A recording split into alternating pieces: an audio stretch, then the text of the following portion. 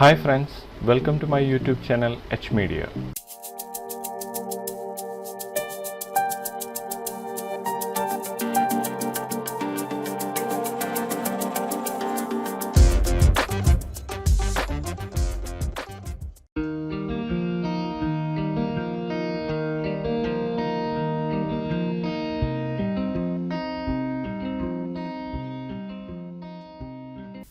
ഈ വീഡിയോയിലൂടെ corona 13 new ഫീച്ചേഴ്സിനെ കുറിച്ചാണ് പറയാൻ പോകുന്നത്. 3D ആർട്ടിസ്റ്റുകൾക്ക് ഗെയിം ചേഞ്ചിങ് ടൂൾസുമായാണ് കൊറോണ 13 റിലീസായിരിക്കുന്നത്.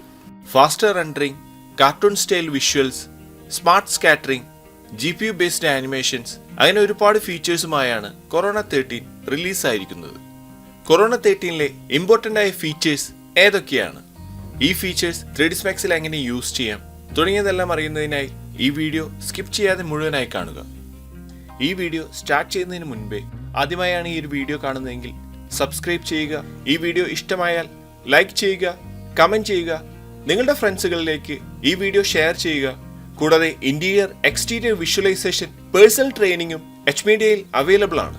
കോഴ്സുകളെക്കുറിച്ച് കൂടുതൽ അറിയാനായി താഴെ കാണുന്ന നമ്പറിൽ കോൾ ചെയ്യുകയോ വാട്സപ്പ് മെസ്സേജ് അയക്കുകയോ ചെയ്യാവുന്നതാണ്. താമസിയാതെ നമുക്ക് വീഡിയോ സ്റ്റാർട്ട് ചെയ്യാം. ആദ്യമായി കൊറോണ 13 ഇൻട്രൊഡ്യൂസ് ചെയ്ത ട്യൂൺ ആൻഡ് ഔട്ട്ലൈൻ മെറ്റീരിയലാണ് ചെക്ക് ചെയ്യുന്നത്. കൊറോണ മെറ്റീരിയൽസിൽ Corona outline material, Corona toon material എന്നിങ്ങനെ രണ്ട് പുതിയ മെറ്റീരിയലുകൾ ഇതിൽ ആഡ് ആയതായി നമുക്കിവിടെ കാണാവുന്നതാണ്. കാർട്ടൂൺ സ്റ്റൈൽ റെൻഡേഴ്സുകൾ ക്രിയേറ്റ് ചെയ്യാനും കൺസെപ്റ്റുകൾ ഡിസൈൻ ചെയ്യുമ്പോൾ പ്രസന്റേഷൻസുകളിലേക്കുമായി ഈ പുതിയ മെറ്റീരിയൽസുകൾ യൂസ് ചെയ്യാവുന്നതാണ്. ഇവിടെ കാണുന്ന ഈ ഒരു മോഡലിലേക്കാണ് ആദ്യമായി tune and outline material use ചെയ്യാൻ പോകുന്നത്. മെറ്റീരിയൽസിൽ കൊറോണ സെക്ഷനിൽ നിന്നും കൊറോണ ഔട്ട്ലൈൻ മെറ്റീരിയൽ നമുക്ക് ക്ലിക്ക് ചെയ്ത് സെലക്ട് ചെയ്യാം. ഈ മെറ്റീരിയൽ നമ്മളിവിടെ ഇതുപോലെ ഓപ്പൺ ചെയ്തിരിക്കുകയാണ്. ഇവിടെ എനേബിൾ ഔട്ട്ലൈൻ എന്ന ഈ ഒരു ടിക്ക് ഇതിൽ കാണാവുന്നതാണ്. ഇനി ഇതിലേക്ക് യൂസ് ചെയ്യാനായി ഒരു ബേസ് മെറ്റീരിയലും നമുക്ക് ക്രിയേറ്റ് ചെയ്യേണ്ടതാണ്. പുതിയതായി കൊറോണയിൽ ഇൻട്രൊഡ്യൂസ് ചെയ്ത കൊറോണ ട്യൂൺ മെറ്റീരിയൽ നമുക്ക് ആഡ് ചെയ്യാം. ഞാൻ ഈ ഒരു മെറ്റീരിയൽ ഇതുപോലെ ക്ലിക്ക് ചെയ്ത് സെലക്ട് ചെയ്തിരിക്കുകയാണ്. ഇനി ബേസ് മെറ്റീരിയൽ എന്ന ഈ ഒരു സെക്ഷനിലേക്ക് ആഡ് ചെയ്യാം. ഇനി ഇന്ററാക്റ്റീവ് റെൻഡറിംഗിൽ നമുക്ക് ഈ ഒരു മെറ്റീരിയലിന്റെ റിസൾട്ട് ചെക്ക് ചെയ്യുന്നതിനായി ഈ കൊറോണ ഔട്ട്ലൈൻ മെറ്റീരിയൽ സെലക്ട് ചെയ്ത് നമ്മുടെ മോഡലിലേക്ക് അസൈൻ ചെയ്യാം. ഞാൻ ഈ ഒരു മെറ്റീരിയലിനെ ഇതുപോലെ അസൈൻ ചെയ്തിരിക്കുകയാണ്. ഇന്ററാക്റ്റീവ് റെൻഡറിംഗിൽ നമുക്കിതിൻ്റെ റിസൾട്ട് ഇവിടെ ഇതുപോലെ കാണാവുന്നതാണ്. ഈ കൊറോണ ട്യൂൺ മെറ്റീരിയൽ ഞാൻ ഇതിൽ നിന്നും ഡിസ്കണക്ട് ചെയ്യുകയാണെങ്കിൽ നമുക്കിതുപോലെയാണ് ഈ ഒരു റിസൾട്ട് ഇവിടെ ലഭിക്കുക.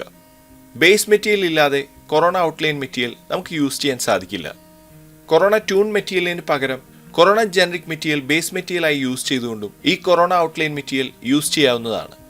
ഞാൻ ഈ ഒരു മെറ്റീരിയൽ സെക്ഷനിൽ നിന്നും കൊറോണ ഫിസിക്കൽ മെറ്റീരിയലിനെ സെലക്ട് ചെയ്യുകയാണ്. ഇനി ഈ ഒരു മെറ്റീരിയലിനെ നമുക്ക് ബേസ് മെറ്റീരിയലായി അസൈൻ ചെയ്യാം. നമുക്കിതുപോലെ ഈ ഒരു റിസൾട്ട് ഇവിടെ ലഭിച്ചിരിക്കുകയാണ്. കൊറോണ ട്യൂൺ മെറ്റീരിയൽ നമ്മൾ ഇതിലേക്ക് കണക്ട് ചെയ്യുന്ന സമയത്ത് കൂടുതൽ ഈ ഒബ്ജക്റ്റ് ഒരു കാർട്ടൂണിക് ടൈപ്പിലേക്ക് മാറുന്നതായി നമുക്കിവിടെ കാണാവുന്നതാണ്. ഞാൻ ഇതിലേക്ക് ഒരു ഫിസിക്കൽ മെറ്റീരിയലാണ് യൂസ് ചെയ്യുന്നതെങ്കിൽ ഈ മെറ്റീരിയലിൽ ഔട്ട്ലൈൻ മാത്രമായി നമുക്കിതുപോലെ കാണാവുന്നതാണ്. ഇനി കൊറോണ ഔട്ട്ലൈൻ മെറ്റീരിയലിൽ ഇവിടെ കാണുന്ന ഈ ഒരു ഔട്ട്ലൈനിനെ നമുക്ക് കൺട്രോൾ ചെയ്യാവുന്നതാണ്. നമുക്ക് ഈ ഒരു കൊറോണ ഔട്ട്ലൈൻ മെറ്റീരിയൽ സെലക്ട് ചെയ്യാം. ഇവിടെ ലൈൻ വിഡ്ത്ത് എന്ന ഈ ഒരു സെക്ഷനിൽ പിക്സൽസ്, റിലേറ്റീവ് എന്നിങ്ങനെ രണ്ട് ഓപ്ഷനുകൾ നമുക്കിവിടെ കാണാവുന്നതാണ്.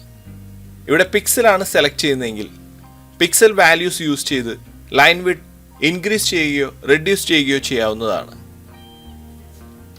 ഞാനിവിടെ 2 പിക്സൽസ് ആണ് യൂസ് ചെയ്യുന്നത്. ഇനി നമുക്ക് ഈ ഒരു ഔട്ട്ലൈൻ്റെ കളർ ചേഞ്ച് ചെയ്യണമെങ്കിൽ ഇവിടെ ക്ലിക്ക് ചെയ്ത് ഇതിൽ നിന്നും കളറിനെ ചേഞ്ച് ചെയ്യാവുന്നതുമാണ്. നമ്മൾ ഏത് കളറാണോ ഇവിടെ സെലക്ട് ചെയ്യുന്നത് നമ്മുടെ മോഡലിൽ ഔട്ട്ലൈൻ കളർ നമ്മൾ സെലക്ട് ചെയ്യുന്ന ആ ഒരു കളറിലേക്ക് ചേഞ്ച് ആവുന്നതാണ്. അടുത്തതായി നമുക്ക് ഇതിലേക്ക് ഒരു ടീപോട്ട് ക്രിയേറ്റ് ചെയ്യാം. ഈ കൊറോണ ഔട്ട്ലൈൻ മെറ്റീരിയൽ ഒരു സ്പെസിഫിക് ആയ ഒബ്ജക്റ്റിലേക്ക് മാത്രം ഡയറക്റ്റായി ഇതുപോലെ യൂസ് ചെയ്യാവുന്നതാണ്. ഇനി ഈ ഒരു മെറ്റീരിയൽ നമുക്ക് ഗ്ലോബലി യൂസ് ചെയ്യണമെങ്കിൽ റെൻഡർ സെറ്റപ്പിൽ ഒബ്ജക്റ്റ് ഔട്ട്ലൈൻ എന്ന ഈ ഒരു സെക്ഷൻ നമുക്കിവിടെ കാണാവുന്നതാണ്. ഇവിടെ എനേബിൾ എന്ന ഈ ഒരു ഓപ്ഷൻ ക്ലിക്ക് ചെയ്യുകയാണെങ്കിൽ ഈ ഒരു സീനിലെ എല്ലാ ഒബ്ജക്റ്റിലേക്കും നമുക്ക് ഈ ഒരു ഔട്ട്ലൈൻ മെറ്റീരിയലിനെ ആഡ് ചെയ്യാവുന്നതാണ്. നമുക്ക് ഈ ഒരു മെറ്റീരിയലിനെ ഈ ഒരു സെക്ഷനിലേക്ക് ഇൻസ്റ്റൻസ് ആയി ആഡ് ചെയ്യാം.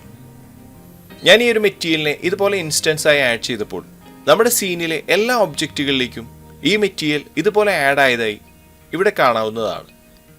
ഇതുപോലെ ടൂൺ ആൻഡ് ഔട്ട്ലൈൻ മെറ്റീരിയൽസിനെ കാർട്ടൂൺ ടൈപ്പ് റെൻഡേഴ്സ് ക്രിയേറ്റ് ചെയ്യുന്നതിനും കൺസെപ്റ്റ്സിൻ്റെ ഏർലി സ്റ്റേജസ് ഡിസൈൻ ചെയ്യുന്നതിനും toon and outline materials use ചെയ്യാവുന്നതാണ്. അടുത്തതായി കൊറോണ 13 വന്നിരിക്കുന്ന ഏറ്റവും ഇമ്പോർട്ടൻ്റ് ആയ അപ്ഡേറ്റ് സ്കാറ്റർ ക്ലസ്റ്റേഴ്സ് ആണ്. സ്കാറ്റർ ചെയ്യുന്ന ഒബ്ജക്റ്റുകളെ ഗ്രൂപ്പുകളാക്കി മാനേജ് ചെയ്യാവുന്നതാണ്. സ്കാറ്റർ ചെയ്ത ഒരു സീനാണ് ഇൻട്രാക്റ്റീവ് റെൻഡറിങ്ങിലൂടെ നമ്മളിവിടെ കാണുന്നത്. 2 ടൈപ്പ് ഇൻസ്റ്റൻസ്ഡ് മോഡൽസ് ആണ് നമ്മൾ ഈ ഒരു സീനിൽ സ്കാറ്റർ ചെയ്യുന്നതിനായി യൂസ് ചെയ്തിരിക്കുന്നത്. ഈ സ്കാറ്ററിൻ്റെ പാരാമീറ്ററിൽ ക്ലസ്റ്റർ ഗ്രൂപ്പ് ID, ക്ലസ്റ്റേഴ്സ് എന്നിങ്ങനെ 2 സെക്ഷനുകൾ നമുക്കിവിടെ കാണാവുന്നതാണ്. ഈ ഒരു ക്ലസ്റ്റേഴ്സ് എന്ന ഈ ഒരു ഓപ്ഷൻ ടിക്ക് ഓൺ ചെയ്യുകയാണെങ്കിൽ നമ്മുടെ ക്ലസ്റ്റേഴ്സിനെ സൈസ്, റൊട്ടേഷൻ, അതിൻ്റെ ബ്ലെൻഡ് തുടങ്ങിയതെല്ലാം നമുക്കിവിടെ നിന്നും ഇതുപോലെ മാനേജ് ചെയ്യാവുന്നതാണ്. ഇവിടെ ഈ ഒരു സൈസിൽ ഒരു 5000 മില്ലിമീറ്റർ ആണ് ഇവിടെ സെറ്റ് ആയിരിക്കുന്നത്. ഈ ക്ലസ്റ്റേഴ്സ് ഇതുപോലെ നമുക്കിവിടെ കാണാവുന്നതാണ്. ഇനി സ്കാറ്റർ ചെയ്ത ഈ ഒബ്ജക്റ്റുകളിൽ നിന്നും നമുക്ക് ഈ ഒബ്ജക്ട്സിനെ സെലക്ട് ചെയ്ത് അതിൻ്റെ ഫ്രീക്വൻസി അഡ്ജസ്റ്റ് ചെയ്തുകൊണ്ടും ഈ ക്ലസ്റ്റേഴ്സിനെ ഇതുപോലെ നമുക്ക് ആവശ്യമുള്ള രീതിയിൽ സീനിൽ യൂസ് ചെയ്യാവുന്നതാണ്.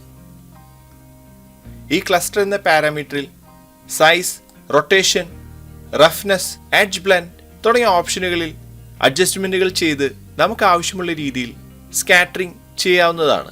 കൂടാതെ പെയിൻ വിത്ത് ഇൻസ്റ്റൻസ് എന്ന ഈ ഒരു ഓപ്ഷനും ഇതിൽ അവൈലബിൾ ആണ്.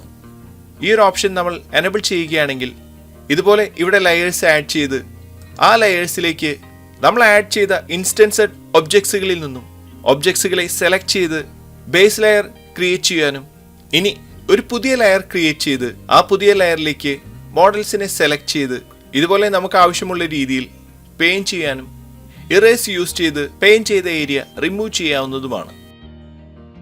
കൊറോണ 13 അടുത്ത ഫീച്ചർ തിൻ ഫിലിം ലെയർ ആണ്.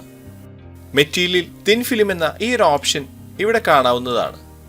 ഈ ഒരു ഓപ്ഷനിൽ വാല്യൂസ് അഡ്ജസ്റ്റ് ചെയ്ത് bubbles, oil surface, rainbow glare effect തുടങ്ങിയ നമ്മുടെ സീനിൽ ക്രിയേറ്റ് ചെയ്യാവുന്നതാണ്.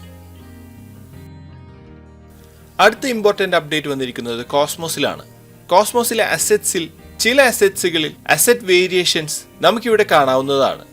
സമ്മർ, ഓട്ടം തുടങ്ങിയ വേരിയേഷൻസിലുള്ള അസറ്റ്സുകളെ ട്രീസ് തുടങ്ങിയ സെക്ഷനുകളിൽ നിന്നും ഈ ന്യൂ അപ്ഡേറ്റ്സിലൂടെ നമുക്ക് ആക്സസ് ചെയ്യാവുന്നതാണ്.